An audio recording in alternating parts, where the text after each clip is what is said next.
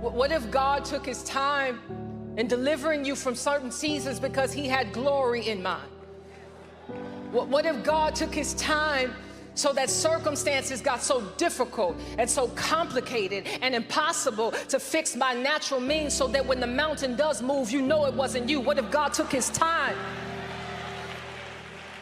so that when the miraculous happens, all you can do is give him glory? There are some mountains God won't let you move because God knows that you might need that, but he also knows that you probably need humility so much more. What if God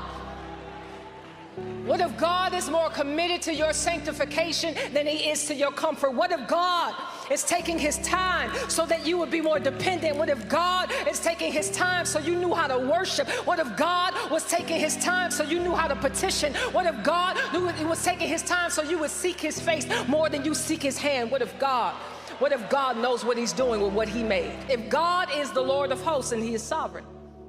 If God is the Lord of hosts, then he is powerful. If God is the Lord of hosts, then he is in control. And if that is the case, then there is no circumstance, there is no trial, there is no problem, there is no issue that she can bring to God that he does not have the power and the capacity to change. There is no demon in hell that he cannot fight. There is no angel in heaven that he cannot send. In this moment, Hannah recognizes that she needs the military God. Hannah needs a God who can box. Hannah needs a God who got hands. Hannah needs the warrior God. Hannah needs a God who is strategic. Hannah needs a God who is decisive. Hannah needs a God who knows how to fight. He will not only fight Goliath and fight Philistine, but he will fight her own body to get it to work how it was designed.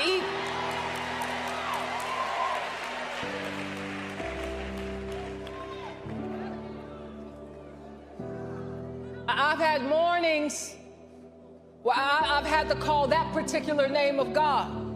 Not to fight provision, I'll need that. Not to fight my marriage, not to fight my parenting, but to fight my mind. I've had times where I'm like, I need you. The devil is too strong for me. He is too thoughtful for me. He is too intelligent than me. So I need you to get out your sword and fight him so I don't lose my mind. And so when I wake up with peace, when I wake up with a right mind, I know that God went to war for me. If the Lord of hosts is the same God that closed Hannah's womb, then he's the same God that can open it too. But here's our struggle. This is why we also need him. Because what if he doesn't? He can, but what if he doesn't? What if his will is not what you prayed for? Will you still worship?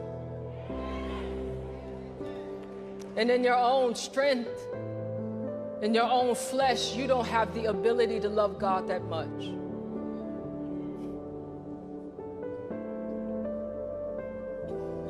The Lord of hosts can not only answer your prayer, he can also give you joy where there should only be grief. Have you ever met somebody who went through things where they should not be in their right mind? Have you ever met somebody, for some reason they had joy when they should not have? Have you ever met somebody who had endurance that you knew did not come from them? Have you ever met somebody where their story and their testimony did not take them out? And it wasn't because they're special. It was because they depended on the Lord of hosts and he revealed himself as the lifter of their head. Have you ever met somebody who came to the point where they knew that they could not do anything if God did not move?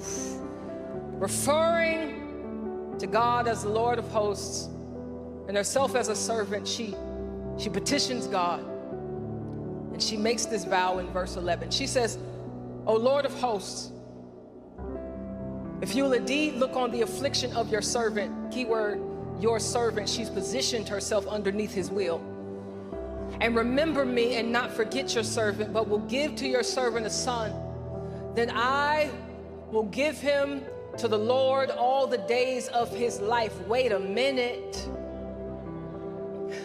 I understand the petition. She's a childless woman.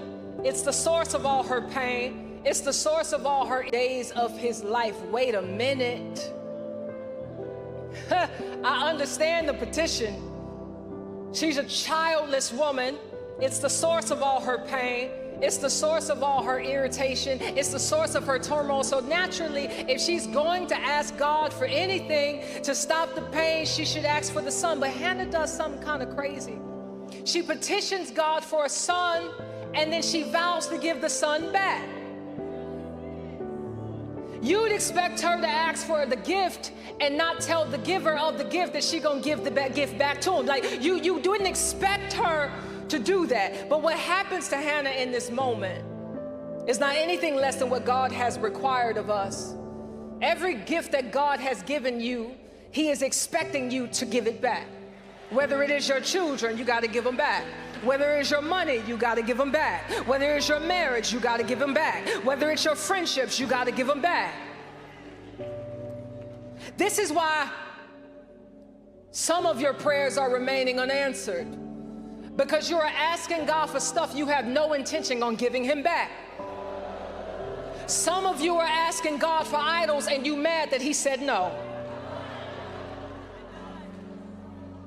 God is not going to give you your golden calf.